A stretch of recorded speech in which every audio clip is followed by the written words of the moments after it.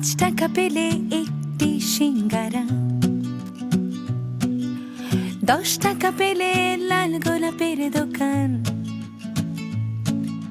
খাতার ভাঁজে লুকোনো হিসেব, কত দূরে গুনে রাখা স্বপ্নধাম। আমরাই তো মিডল ক্লাস, ফুটপাতের শোকেসে মুখ, হিসেবে সব ভালোবাসা, তবু মনের ভেতর দুঃখ। রঙের সানগ্লাসে কেউ আমাদের চোখ খুঁজে পায় না, কেউ এসে কানে কানে বলে দেয় আমরা মিডল ক্লাস, আমরা মিডল ক্লাস। বিশেষ করে ভাই আমরা কাউকে ট্রাস্ট করতে পারতেছি না। মানে প্রেম, ভালোবাসা, বিয়ে, শাদী, সংসার সবকিছু না কেমন জানি মিনিংলেস। আমাকে একটু বড় হওয়ার সুযোগ দাও, আমাকে পরিবারের ছেলের দায়িত্বটা পালন করার সুযোগ দাও। প্রথমে আপনাকে অনেক থ্যাঙ্কস আমাকে এরকম ভাবে ওয়েলকাম করার জন্য। আমাকে বয়স নেই, বিয়ে করুম না? কেন করবি না? তুই অবশ্যই বিয়া করবি, ধুমধাম করে বিয়া হইব তোর। কে দিব? এটা চালার লগে বিয়ে কে দিব? কোন বেড়া তার মাইয়া দিব? মামা তাহলে এই চাকরিতে আমার দে, আমি পারমু। আমি মোবাইল দিয়ে সব মেল করে দিব, আর দামাদামি দরদাম বেস্ট করুম তোর, আমি সবচেয়ে বেশি দামি বেচুম তো না না মামা, এটা তো ওই যে ঢাকা কলেজে জিন্স কিনতে গেলে সামনে দরদাম করো, বিষয়টা কিন্তু এমন না, বুঝছো? কিন্তু আমি জানি তুই পারবি, দেখাই দিলেই তুই পারবি, বুঝছো? মামা একটা প্রশ্ন আর কি, এই যে তোর কোম্পানিতে আমি জয়েন করতেছি, আমার ডেজিগনেশন মানে আমার পদবি কি হইব? ডেজিগনেশন তুই তোর ডেজিগনেশন হলো প্রজেক্ট ম্যানেজার এন্ড কোঅর্ডিনেটর। কস কি মামা? প্রজেক্ট ম্যানেজার, আমার কোঅর্ডিনেটর। তুমি পিএমসি, টিএমসি প্রজেক্ট ম্যানেজার আর কোঅর্ডিনেটর। Project manager coordinator. মামা নামটার ভিতরে একটা পাওয়ার আছে মামা। এই মামা একটা রিকোয়েস্ট, আমার মানে চাকরিটা ভালো লাগলে আমার একটা ভিজিটিং কার্ড করে দিচ্ছি। দিলাম একটা, পাঁচটা ভিজিটিং কার্ড করে দিব, কোনো চাপই নেই বন্ধু না। খালি মাইয়ের বাপের মুখের মধ্যে ভিজিটিং কার্ড মারো এরম করে করে, মানে বিয়া দিবি না মানে? এত মারা যাবো না। হ্যাঁ আর শোন, চাকরি দিতেছি তার মানে এই না যে বেতনটা আসলে খুব বেশি দিতে পারবো। ধরো যে প্রজেক্ট গুলো আসবে, প্রজেক্ট থেকে একটু প্রফিট শেয়ার। তোর কাছে আমি বেতন চাইছি, তোর কাছে আমি একটা চাকরি চাইছি, তুই চাকরি দিতেছ, তুই বেতন যা মন চাই দিস মামা। আমার খালি একটা চাকরি দরকার, বেতন দরকার নাই। তুই যা ভাল লাগে তুই তোরটা রাইখা আমার অল্প একটু দিলে আমি খুশি। পারবি না? You are appointed as an PMC. Sir আমার অ্যাপয়েন্টমেন্ট লেটার কোথায়? তুই একটা মেল টাইপ করে আমার পাঠাই দে, আমি ওটা অ্যাপ্রুভাল দিয়ে তোকে দিয়ে দিচ্ছি। মানে আমার অ্যাপয়েন্টমেন্ট লেটার আমি নিজে মিল করবো আমারে? Yeah, that's your first task.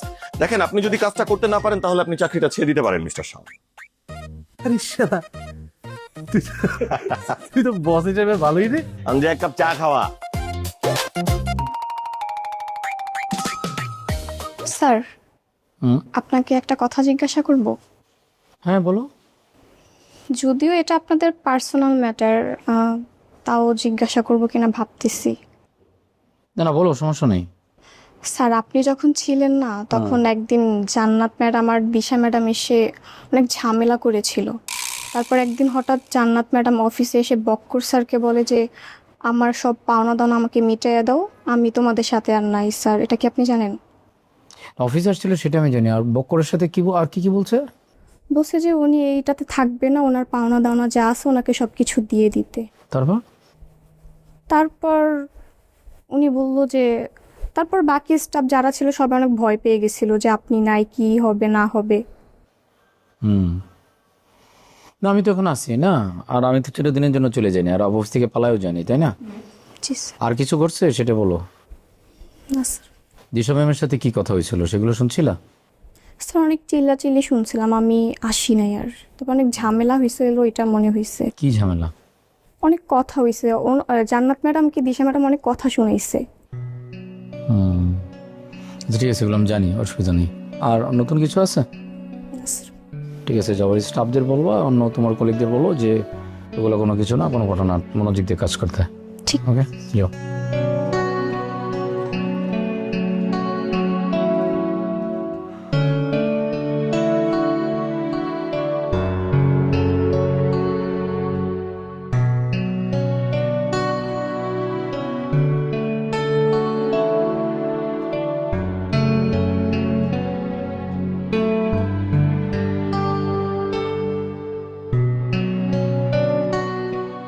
কি ব্যাপার? কয়েকদিন ধরে দেখছি তুমি সারাক্ষণ শুধু হিসাব করো।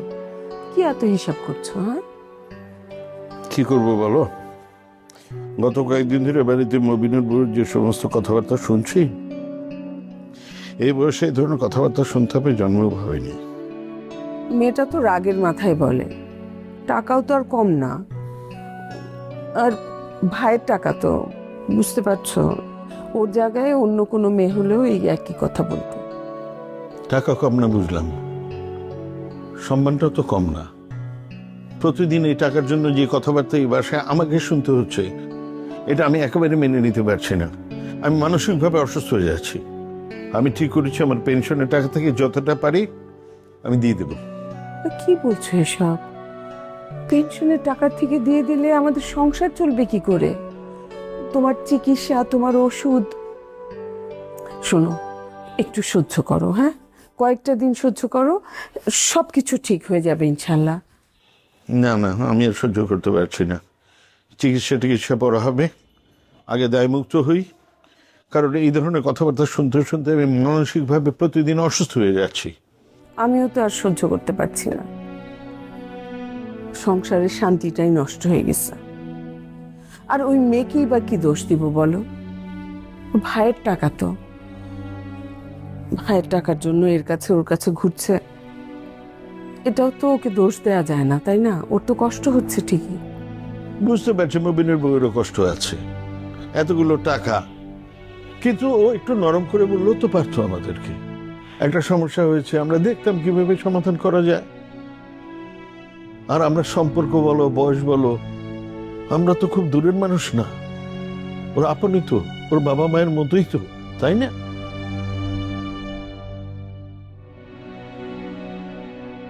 কি ব্যাপার মা, বাবা, তোমরা তো গম্ভীর মুখে কি নিয়ে কথা বলছো? না, একটু হিসাব নিকাশ করছিলাম তো। ঠিক আছে, হিসাব আর একটু পরে করো, তোমাদেরকে আগে একটা সুখবর দেই। খুশির খবরটা পরে শুনবো, আগে তোর ভাবির খবরটা শোন। কি করেছে ভাবি? বক্করের কাছ থেকে টাকা নেওয়ার পর থেকে এই বক্করের কথা শুনতে শুনতে আমরা এখন একদম অসহ্য হয়ে উঠছি। প্রতিদিন একই ধরনের কথা শুনতে হয় আমাদের। আমাদেরকে শুনিয়ে না বললেও আমরা তো ঘর থেকে সব শুনতে পাই। বাবা, কোনোভাবে ওই বক্করের টাকাটা পরিশোধ করে দেন। আমাদের আর ভালো লাগে না, আর শুনতে ইচ্ছা করে। শুনতে শুনতে আমরা ক্লান্ত হয়ে গেছি। ওকে বলছো কেন? আমি সিদ্ধান্ত নিয়েছি, আমার পেনশনের টাকা থেকে যতটা পারি বক্করকে টাকা দিয়ে দিব। কি বলো বাবা তুমি এগুলা? সমস্যা কি? মবিন বক্করের কাছে যে টাকাটা নিয়েছে, বক্কর যদি মবিনকে না দিত, হয়তো আমাকেই মবিনকে দিতে হতো। এখন আমি বক্করকে দিয়ে দিলাম, একই কথা হলো তো, সমস্যা নেই। না না না বাবা, কি বলছো তুমি? সমস্যা আছে বাবা। এই টাকাটা তো তোমার একদিনের টাকা না, তোমার সারা জীবনের পরিশ্রমের ফসলে পেনশনের কয়টা টাকা। তোমার কি আছে বাবা? এই কয়টা টাকাই তো আছে। আর টাকাটা দেওয়ার দায়িত্ব তো তোমার না, টাকাটা তো তুমি নাওনি, টাকাটা তো নিয়েছে ভাইয়া। এখন ভাইয়া দিতে পারছে না, তার জন্য পরিবারে প্রত্যেক দিন অশান্তি হচ্ছে। ভাবি আমাকে কথা শোনাচ্ছে, নুসরাত আপুকে কথা শোনাচ্ছে। সন্তান হিসেবে তোমাদেরকে এই ধরনের বিব্রতকর পরিস্থিতি থেকে উদ্ধার করার দায়িত্ব আমাদেরই। ভাইয়া যদি না পারে, আমি টাকাটা দিয়ে দিব বাবা। আমি হয়তো পুরোটা একসাথে পারবো না, একটু একটু করে দিব, ভেঙে ভেঙে দিব, কিন্তু আমিই দিব। এই বিষয়ে আমিও আসলে চাই না যে আমার পরিবারের প্রতিদিন একটা অশান্তি লেগে থাকুক। তোমাদেরকে আর কখনোই টাকার জন্য কথা শুনতে হবে না, কখনো না, আই প্রমিস।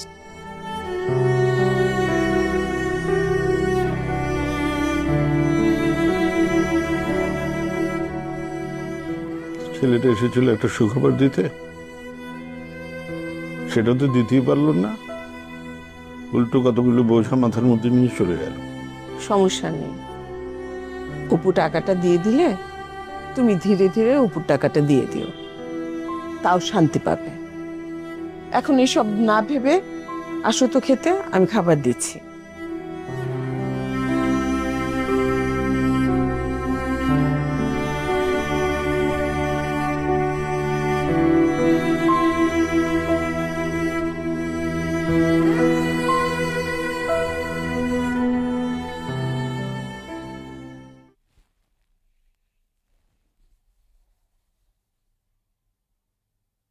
জি, জি, ওয়ালাইকুম সালাম।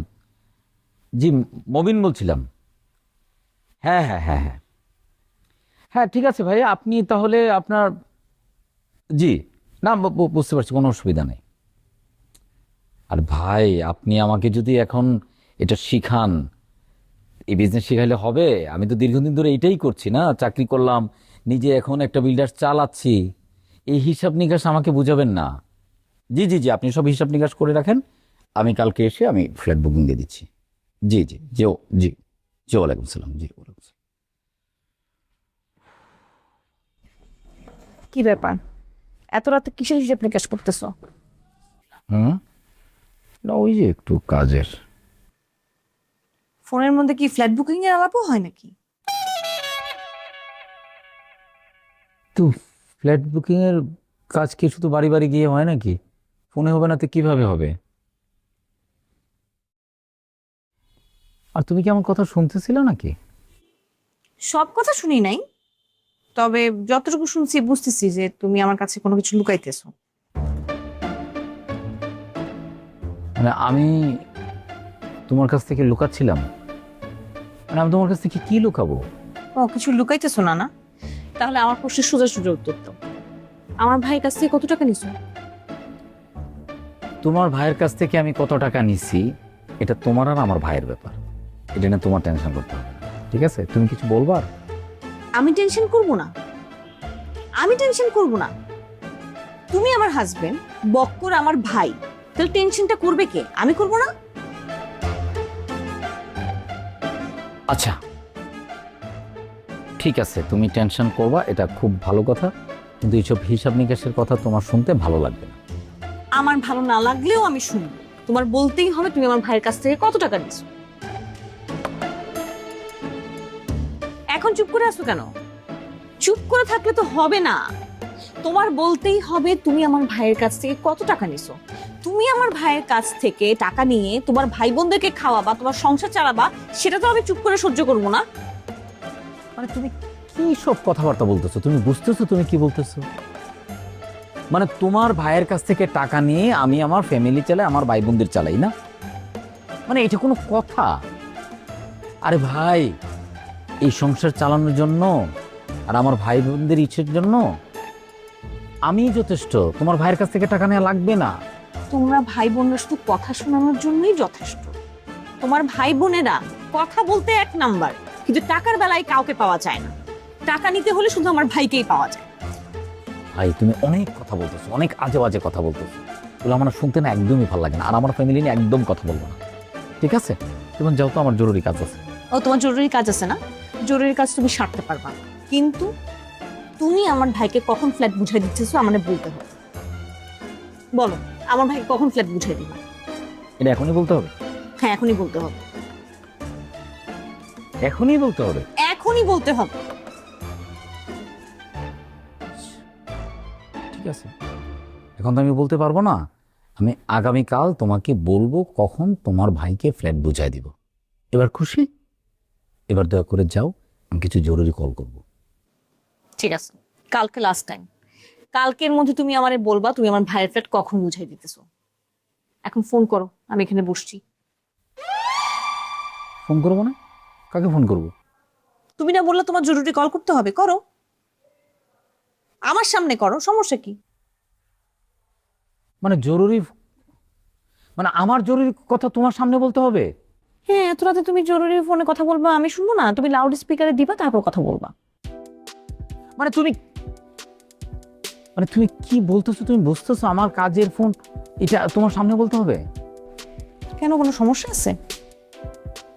কোনো সমস্যা নাই, আমি ঘুমাইলাম, আমি ফোন টোন নাই। ও, এখন আর জরুরি কথা বলতে হবে না, এখন ঘুম এসে পড়ছে। লাইট অফ করো।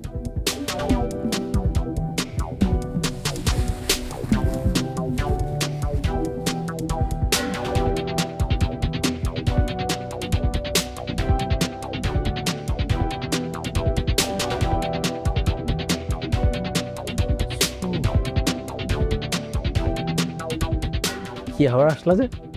তুমি ঘুমাও নাই? না ঘুমাবো,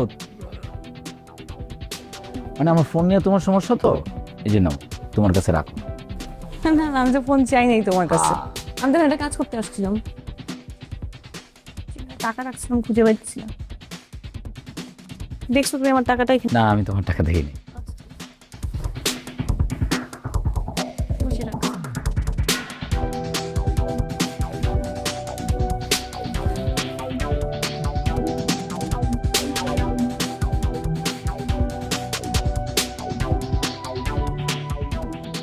হ্যাঁ তোরা থাক, আমি আসতেছি। হ্যাঁ আরে জরি, তুমি কই গেছিলা? হ্যাঁ, ওই এক পার্লারের চাকরির জন্য কথা বলতে গেছিলাম। ও আচ্ছা, কি অবস্থা ওইদিকে? মনে হয় হয়ে যাবো। হ্যাঁ আলহামদুলিল্লাহ। আমি আসছিলাম এই একটা কাজে, তোমাদের ওদিকে যাচ্ছিলাম। তুই কই দিকে যেতেছো? হ্যাঁ হ্যাঁ। তো চলো একসাথে যাই।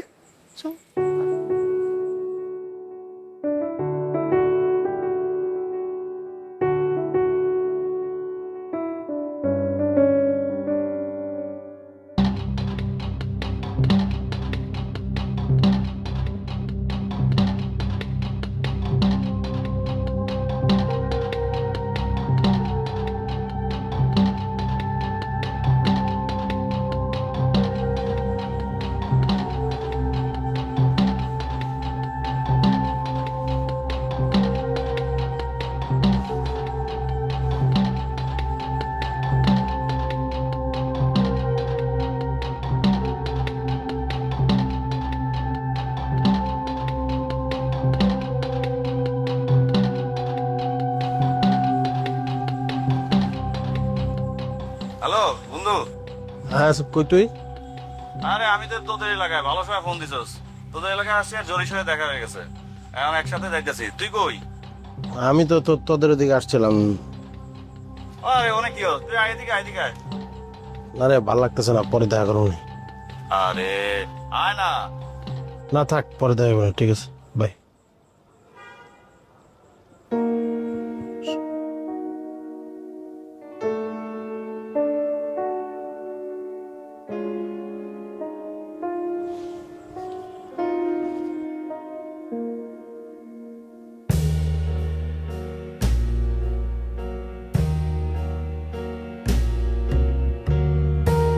নিশি,